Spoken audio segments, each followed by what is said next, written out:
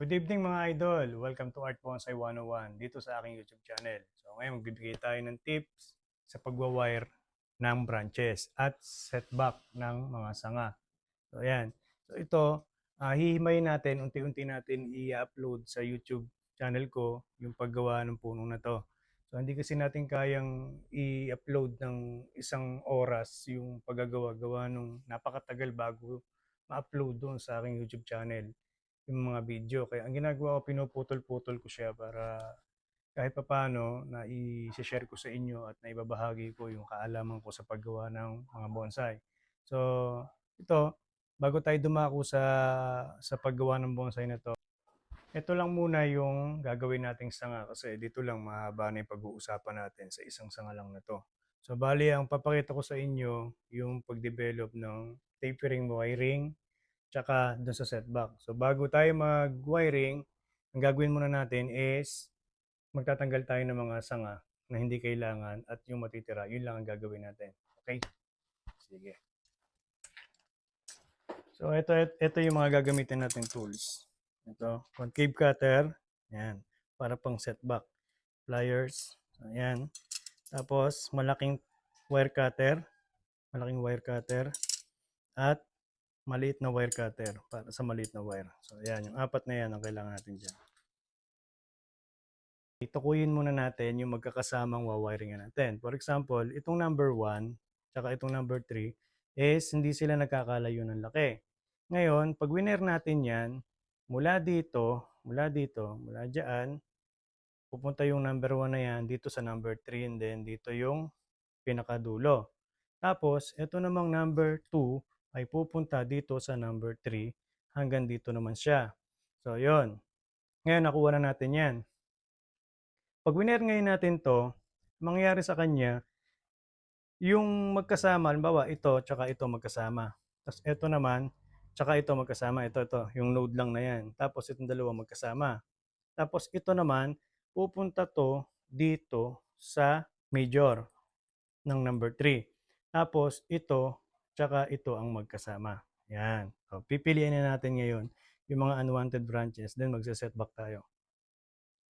Idol, bago matapusin tong video na to, mag-like and subscribe ka na sa aking YouTube channel para laging update sa aking mga videos na i-upload. Yun lang, maraming salamat. Yan na. Concave cutter. Setback number 3. So titingnan natin yung distance. Yung distance nito. Yan, yung mga distance. Kung alin yung dapat na kunin nating mga sanga bago tayo magputol. So munod, ito naman. Yung layo nito is 2 inches. So, mamimili ka sa dalawa na yan kung alin dyan sa dalawa. Ngayon, kung ito kukunin kasi natin, yung isa na to, ito kukunin natin, masyado siya magiging triangle. Yun, tatsulok siya. Ngayon, kung ito kukunin natin, mas maganda. Yan. Yung isa na yan. So, putulin natin to. So, ayan, huwag mo nang tanggalin yan. Abang na yan para sa twigs. Tapos ito, puputulin din natin. Yan, kung mapapansin nyo, pag nilagyan natin siya ng guide, yung setback, ayun, may setback na dito eh. Ayan. Ayun siya. Hindi kagaya ng isa na sobrang tulis. Ayun, sobrang tulis niyan. Ayan. So, ito yung natural. Ayan. Yan ang natural niya. Ngayon, ito, puputulin natin to kasi masyado mahaba. Pag pinutol natin tong isa na to, tingnan natin to. Isa na yan. Ayan. So, ayun. So, ito yung putol niya. Ayan. Ngayon, magwa-wire tayo. So, meron sa akin nagtanong, bakit daw yung isang sanga na to, bakit hindi na lang daw nilagyan ng yung pinakasaktong wire para sa kanya. So, ngayon, ito, papaliwanag ko sa inyo kung bakit hindi ko siya nilalagyan ng saktong wire. Kasi nga, meron tayong tinatawag na tapering branches na dapat ang wiring natin is tapering din. For example, halimbawa ito. Ito eh, 5 na dapat to. Pero iyan, gagamitan ko lang to ng 4.5. Isa na to, or 4. Kasi nga, magdodoble pa yan eh.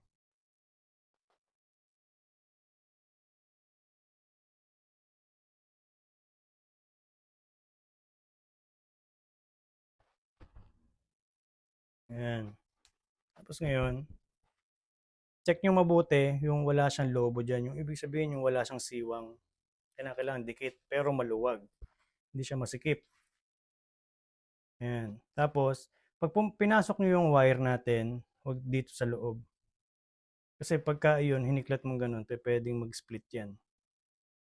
So, laging nasa kabila. Yan. Yan siya.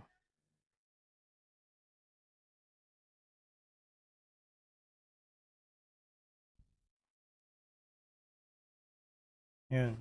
Wire cutter na malaki. Yan. Tapos, ito na. Ito yung number 1, pupunta dito sa number 3. Yan siya.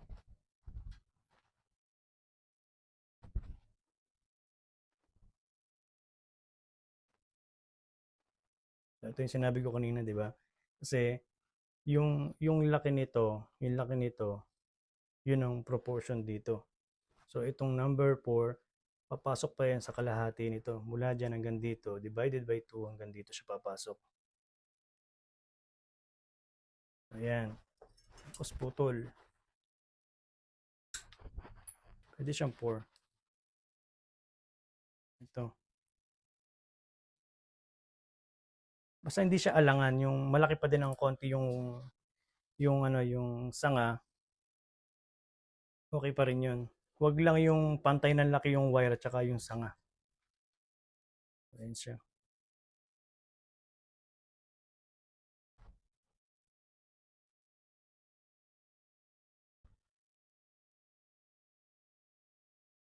Pag kasi ginawa ko yung dire-diretsong pag-upload, ang mangyayari, napakatagal mag-upload sa YouTube.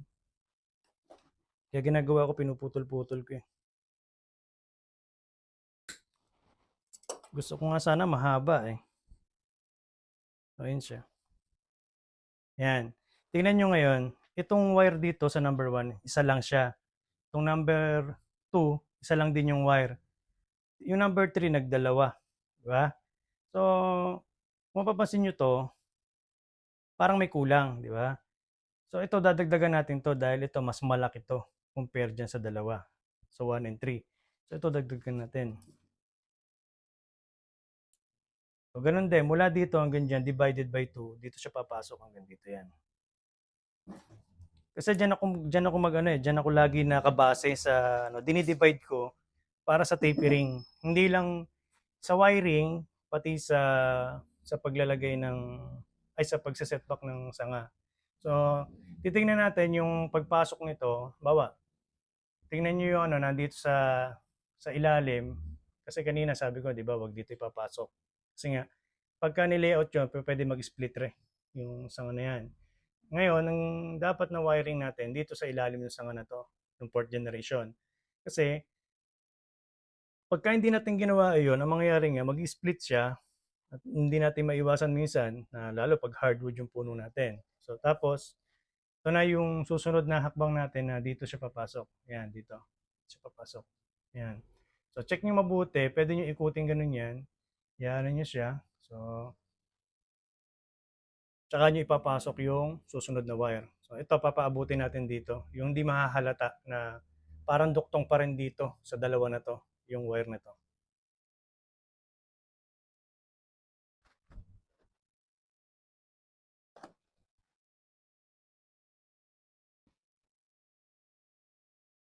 So, like kong sinasabi, kapag tapering ang sanga natin, tapering din ang wiring natin. Pero like kong sinasabi din na hindi natin ang wiring. Ang pagtuunan natin, yung maturity. Walang wire para masabing matanda at buo na yung bonsai natin. So, ayan. Dalawa na rin siya, di ba? So, ito, divided by 2. So, ayan siya. Puputulin natin yung wire dito sa part na yan. Ito siya. Pwede natin ilagay sa taas na. Ayan. Ngayon, apply na natin yung mga wire. Ayan siya. So, ito na ngayon yung 4th generation na yung gagawin natin. So, ang kailangan natin is 2.5 and 2 mm. 2.5